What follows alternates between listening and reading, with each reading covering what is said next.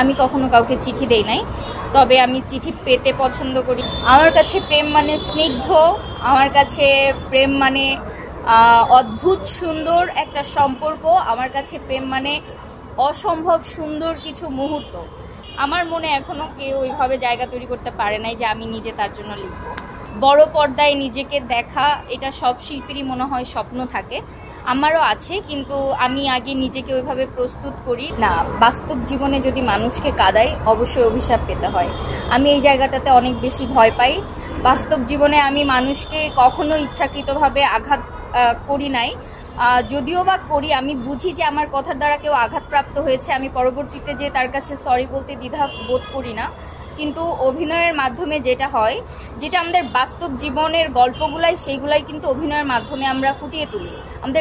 আমাদের পৃথিবীতে একটা রঙ্গমঞ্চ, এবং এখানে যারা এখানে উপস্থিত আছেন প্রত্যেকের জীবনে অনেক গল্প লুকিয়ে আছে। এই যে ভাই আপনি আমাকে কোশ্চেনটা করছেন, আপনি আজকে সকাল থেকে এই পর্যন্ত আপনার জার্নিতে কতগুলা দুঃখের গল্প আছে, এটা আপনি ছাড়া আমরা কেউ জানি না। সো এইটাই হচ্ছে কথা, যে প্রত্যেকটা মানুষের জীবনে দুঃখের গল্প এত বেশি, এই গল্পগুলাকেই আমরা যখন প্রেজেন্ট করি অভিনয়ের মাধ্যমে, তখন মানুষ আমাদের সাথে কানেক্ট করতে পারে। আর মানুষকে কাঁদানো অভিনয়ের মাধ্যমে এত সহজ না আমি মনে করি। সো কিছু গল্প আছে যেগুলো বাস্তব, সেইগুলো মানুষ রিলেট করলে তখনই কাঁদতে পারে। আমার কাছে প্রেম মানে স্নিগ্ধ, আমার কাছে প্রেম মানে অদ্ভুত সুন্দর একটা সম্পর্ক, আমার কাছে প্রেম মানে অসম্ভব সুন্দর কিছু মুহূর্ত। এবং প্রেম হতে হয় স্নিগ্ধ, প্রেম হতে হয় পবিত্র, প্রেম হতে হয় সম্মানের।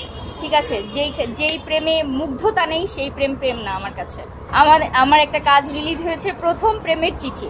এই কাজটার আমার বাস্তব জীবনের গল্প থেকে নেওয়া।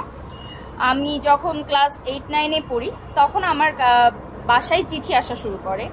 কেমন বিভিন্ন অকেশন যখন আসে তখন আমার বাসা ছিল মেইন গেট থেকে ভেতরে যে আমার বাসার বিল্ডিংটা ছিল, ওই মেইন গেটের দেয়াল টোপকে ভেতরে এসে কেউ ফুল দিয়ে সাজাইতো। সাজানোর পরে আমার দাদিকে দাদি ব্রেন স্ট্রোকের রোগী ছিলেন, ওনাকে গোসল করানোর জন্য একটা খাট বাইরে রাখা হয়েছিল। ওই খাটের উপরে কিছু ফুলের রেখে তার মধ্যে রেখে যেতেন চিঠি।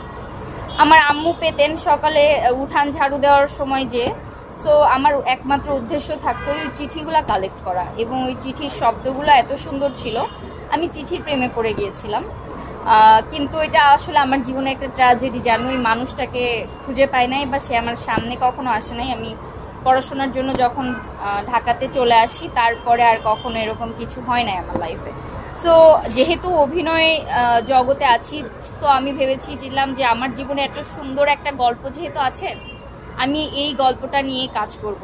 আমি কখনো কাউকে চিঠি দেই নাই, তবে আমি চিঠি পেতে পছন্দ করি। আমি ভালোবাসার বার্তা যখন আমাকে কেউ দেয় আমি ওগুলা কুড়িয়ে রাখতে পছন্দ করি। কেউ ভালোবেসে যদি আমার কোনো বান্ধবীও একটা ফুলও দেয়, আমি ওইটা রেখে দেই, আমার বিছানার নিচে রেখে দেই বা বিভিন্ন জায়গায় রেখে দেই। আমি ভালোবাসাগুলো কালেক্ট করে রেখে দেই। আমার মনে এখনো কেউ ওইভাবে জায়গা তৈরি করতে পারে নাই যে আমি নিজে তার জন্য লিখব। এটা তো সবারই থাকার কথা। যেহেতু আমি অভিনয় জগতে কাজ করছি, আমি নিজেকে যত দিন যাবে অনেক বড় জায়গাতে দেখার স্বপ্ন রাখবো, এটাই স্বাভাবিক। এবং বড় পর্দায় নিজেকে দেখা, এটা সব শিল্পীরই মনে হয় স্বপ্ন থাকে, আমারও আছে, কিন্তু আমি আগে নিজেকে ওইভাবে প্রস্তুত করি। ওরকম সুযোগ আসুক আমার জীবনে, তখন হয়তো এটা নিয়ে ভেবে দেখব। তবে স্বপ্ন আছে, স্বপ্ন দেখি।